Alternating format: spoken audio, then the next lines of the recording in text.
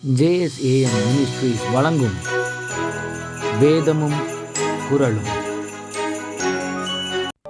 இன்றைய குறள்: முயற்சி திருவினையாக்கும், முயற்றின்மை இன்மை புகுத்திவிடும்.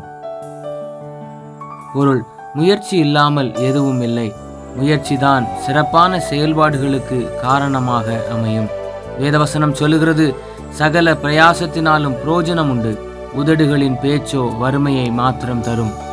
இன்னுமாய் வேதவசனம் சொல்லுகிறது, மனுஷன் புசித்து குடித்து தன் பிரயாசத்தின் பலனை அனுபவிப்பதை பார்க்கிலும் அவனுக்கு ஒரு நன்மையும் இல்லை, இதுவும் தேவனுடைய கரத்திலிருந்து வருகிறதென்று நான் கண்டேன். திருவசனம் இவ்விதமாய் சொல்லுகிறது, சரீர முயற்சி அற்ப புரோஜனம் உள்ளது, தேவ பக்தியானது இந்த ஜீவனுக்கும் இதற்கு பின்வரும் ஜீவனுக்கும் வாக்குத்தத்தம் உள்ளதாகையால் எல்லாவற்றிலும் புரோஜனம் உள்ளது. இன்னுமாய் திருவசனம் சொல்லுகிறது, குதிரை யுத்த நாளுக்கு ஆயத்தமாக்கப்படும், ஜெயமோ கர்த்தரால் வரும். தெய்வ பயமும் விடாமுயற்சியோடு கூடிய அர்ப்பணிப்பும் தோல்வியை மாற்றி வெற்றியை கொண்டு வரும்.